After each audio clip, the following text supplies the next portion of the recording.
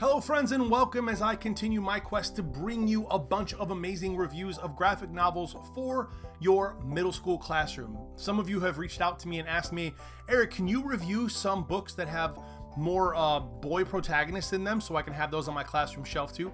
I am aware that a lot of the books I have reviewed have had women protagonists, and I'm going to switch it up a little bit today and bring you 5 books.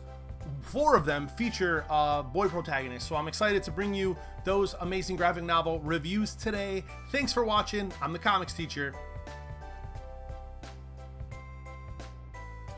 I know I said I'm going to bring you some great titles with boy protagonists today. However, the first one I am going to start off with is one that has been on my shelf for a very long time.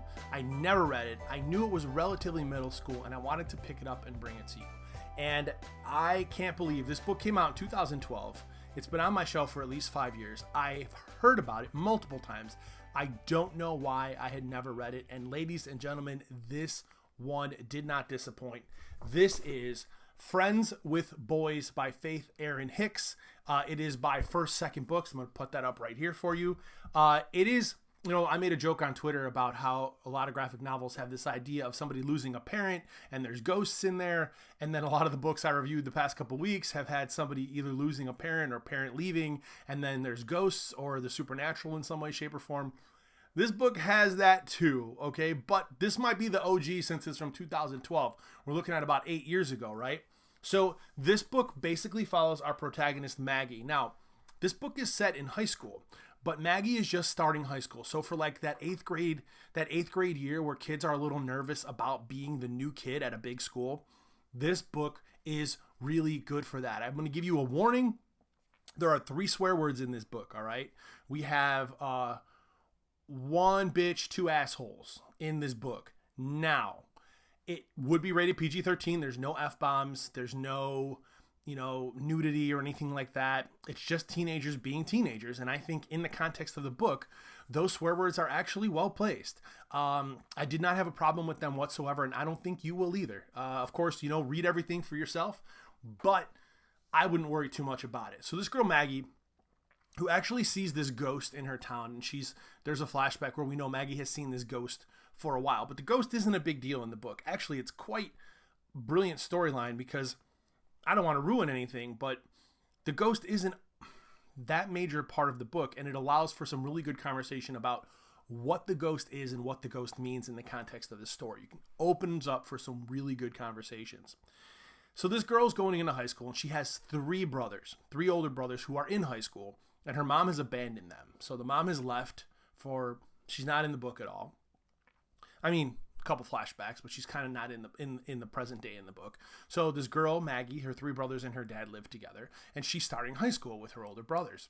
And it's her trying to, she's a little strange. She's not the typical kind of girly girl, as you quickly find out. And she starts figuring out where to sit for lunch, where to make friends, and the relationship she has with these new friends and how they've related to her brother in the past, that this new friend she has with these other boys in high school. And she's been homeschooled her whole life up until high school, and hence the title Friends with Boys. She's really only been friends with boys because she's only known her brothers and, people from homeschool. So it's a really awesome coming of age story by Faith Erin Hicks. I would definitely suggest you checking out Friends with Boys from First Second, putting that on your shelf. It's just so fun. It's such a great book. All right, the next one is a franchise book. It is a Disney book, and it's not necessarily a boy protagonist. It is a collective of protagonists, and you know this story. Hopefully you do, and that is Gravity Falls. Gravity Falls has a graphic novel of 4 new adventures written by the creator of the series, Alex Hirsch, and it does not disappoint. I like these comics that are based off of popular shows that are funny, because you've seen the show and now you get to kind of take in those comedy elements and those episodes and those stories at your own pace, on your own time, and it's just wonderful. This is a super funny book. It follows the characters we know from Gravity Falls. Do you have to know the show to understand the book? No, but it really helps. Like, if you know who these characters are, it's really going to help Definitely classroom appropriate. I'm sure you have a ton of kids that are fans of Gravity Falls. I'm sure you are a fan of Gravity Falls. If you have not watched it, it is just such a fun, unique show with a unique sense of humor that we don't get out of a lot of cartoons today. So that is your second middle school pick this week, and that is Gravity Falls, Lost Legends, 4 New Tales from Gravity Falls by Alex Hirsch. Definitely one for your classroom. The third book's kind of an interesting pick. So seeing I was doing middle grade graphic novels, artist and writer Kevin Miner reached out to me and he said, "Hey, comics teacher, I see you're doing middle grade graphic novels. What do you think about reviewing my book, Mega Awesome Notebook?" Now, here's the thing. I don't generally take solicited books because I only review stuff I like. Okay, I do. I'm not going to create this YouTube channel. I didn't create my blog to go ahead and just rip books that I don't like. I don't do that. If I don't read a book, I stop reading it. If I don't like it, I stop reading it, or I just won't review it. So I was hesitant to say yes because I didn't want to say, yeah, I'll definitely review this book. But then I looked at the premise and I was like, all right, Kevin, send it over to me. I said, send it over. I have to read this book and I'll give it a shout out on the channel. And I wasn't disappointed. Okay. So Mega Awesome Notebook, as you can see, it actually looks like a notebook. I have it here. I don't know why I keep holding it up. The basic premise of this is we have this young cartoonist, right, in high school. Yeah, I believe it's high school. And he is quickly warming up a piece of pizza in the microwave for his breakfast as he's leaving the house, but he puts like a styrofoam plate and his drawing notebook into the microwave with the pizza. Crazy stuff happens with the spiral notebook and the pizza, and it gets radioactive, and the characters in his notebook kind of come to life. So we have this character, this like little stick figure character that he has created that becomes the basic, I say, protagonist of the story. Although the creator, who is the young artist in the book, is also, it's almost like a second person perspective, which you don't see that a lot in comics and graphic novels. So like the character is talking to the creator, which is you, in the way that you are holding his notebook, because the majority of it looks like an actual notebook and what's happening on the pages of the notebook. So the creator is taking a pencil and doing stuff, and the character in the book is taking a pencil and doing stuff, and it's very meta. It's very strange, and it is also interwoven with like pages from him actually being in school, and him going from class to class and dealing with this idea that he has this live character in his notebook, and madness ensues, and it is absolute madness. Character Edgar Allan Poe's in there. I mean, we're talking about like some crazy stuff happening in this notebook, and there's a bear with a nuclear bomb on his back. That's about all I'll tell you. I thought this was a very unique book. Very crazy. Put it on your shelf simply because how original this thing is. And I dug it. So that is a Mega Awesome Notebook by Kevin Miner. Interesting take on doodling in your notebook, which we've all, especially young artists, have all done. And even if you're not an artist, you've done over the course of your school career. The next book is a very popular title that I had not read yet. And this book is New Kid by Jerry Craft. New Kid follows a 7th grader by the name of Jordan Banks, and Jordan is starting a new school year at a prestigious private school. He is not from the private school sector, but most of the kids at the school are very much of that mentality that kind of we know about, that we associate with private school mentality. They got a lot of money, they got big houses, they got really nice cars, and he's not from that. This is a coming-of-age tale of Jordan making friends and dealing with social issues. There is a lot of social commentary in this book. There is some discussion of race. There's a lot of discussion about wealth and the gaps in between all of these things. So there are issues with characters. They're honest and they're real, and I really do dig a lot of those conversations. I think they're important, and I think this book really does shine a light on maybe some injustices that happen in the school system and just the way that we interact with each other as people. So it's longer too, right? This book, one of the one with page numbers on it, so thank you.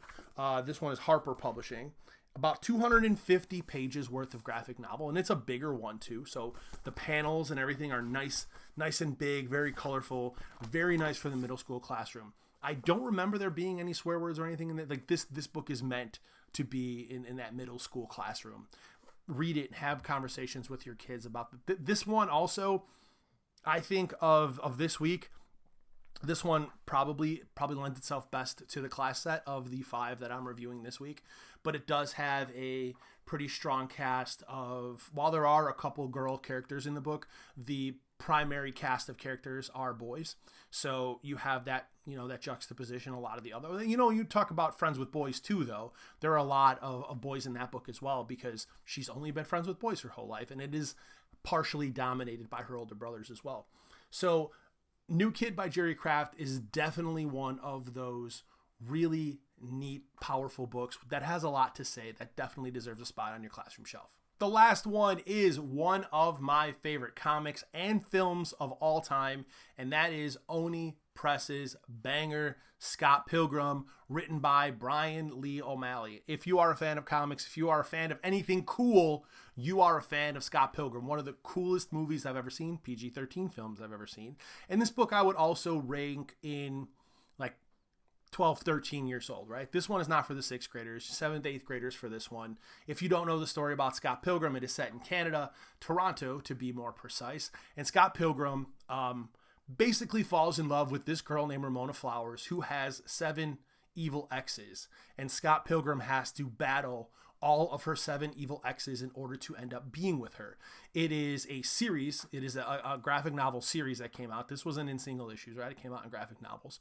It originally came out in this black and white soft cover version like manga, but as the series picked up and the movie took off, they released it in hardcover about the size of the New Kid books, hardcover, full color, bigger versions, and those are the books you want.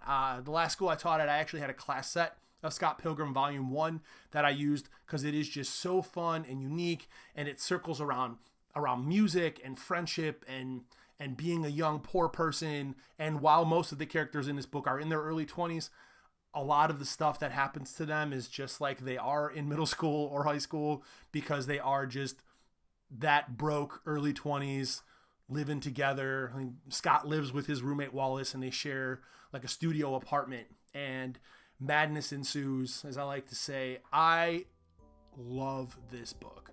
Absolutely, Scott Pilgrim is one of my faves, and this one should land hopefully with you as well. If you've never read it, please get it and then message me and talk to me about Scott Pilgrim, because it is just so dang fun. And then go check out the rest of Brian Lee O'Malley stuff, because I don't think I've read anything by him that I did not like. So there you go.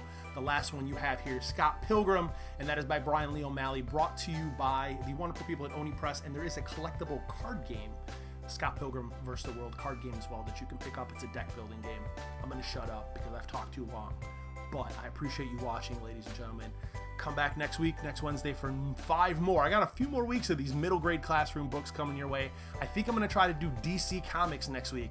Subscribe to the channel, like this video, and remember, all of these middle grade graphic novel books I put into a playlist. So if you're a middle school teacher and you want tons of reviews, watch the playlist and let me know which one your favorites are.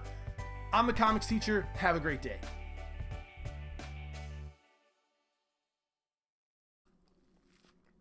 Oh man, I'll tell you what, I love bread. I could eat bread for every meal. What? Bread makes you fat?